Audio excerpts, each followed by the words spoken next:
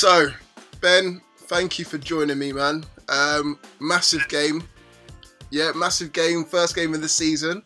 First of all, let's get through the back end of the season. So, obviously, you guys had a fantastic end to your season, like we did.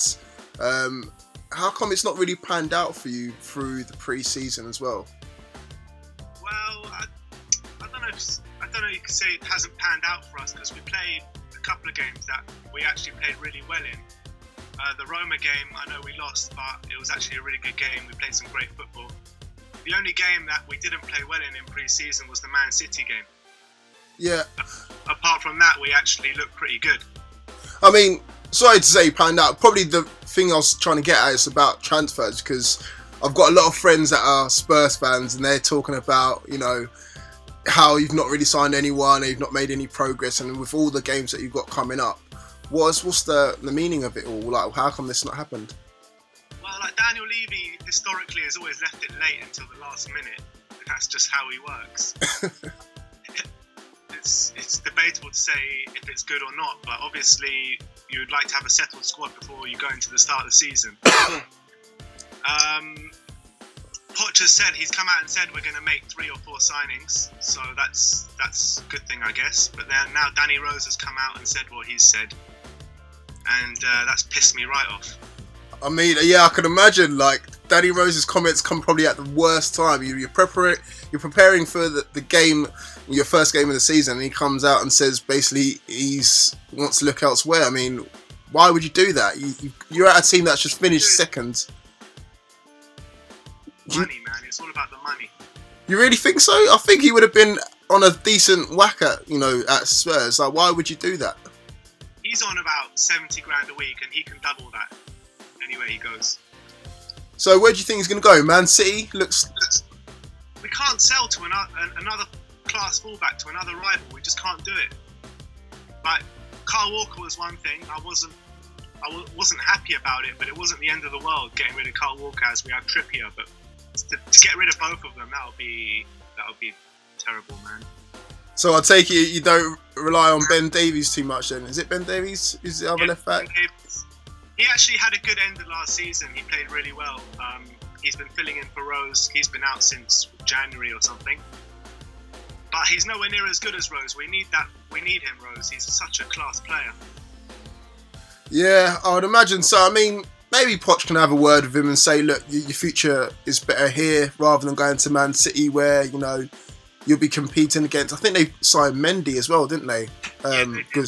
So again, he's not going to be an automatic first choice there, is he? So who knows? I mean, what about the rest of your squad? Now, I've always thought, you guys need another striker because you rely quite heavily on Harry Kane and obviously the likes of Dele Alli and Eriksen around him. So how come you guys haven't recruited there?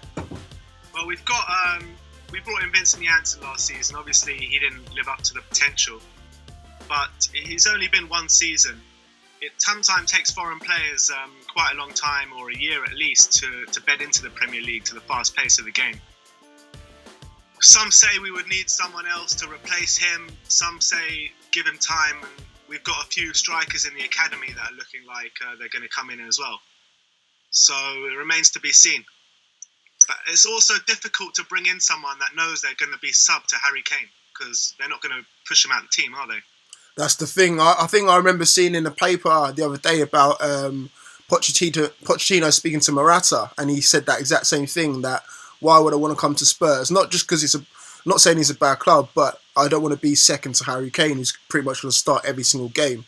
So that's the dilemma you're facing with that situation, isn't it? And that's a world-class player like Morata we're talking about there. Yeah. Oh no. And what about what about the rest of your team then? So again, you've got quite a strong spine, with the likes of Alderweireld, Vertonghen. Midfield pretty much sells itself.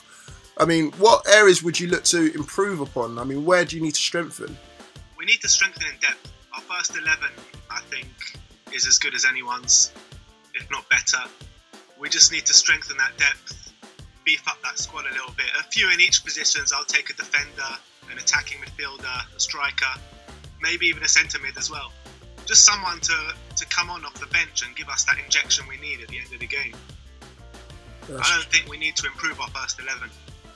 That's true. And what about, I've got to talk about this, but obviously at the start of, you know what I'm going to get into, right?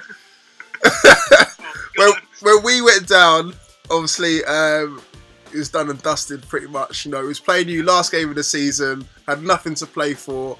Obviously, you wanted to cement, I think you was going for second place. No, you was going for the title, weren't you, at that time? We were going for second place. Second place. Try and finish above Arsenal, wasn't it? That was it. And then you rock up at St James's Park, and we just put in the performance of the season, and you look nothing like the team that played 37 games before or whatnot that whole season. What happened?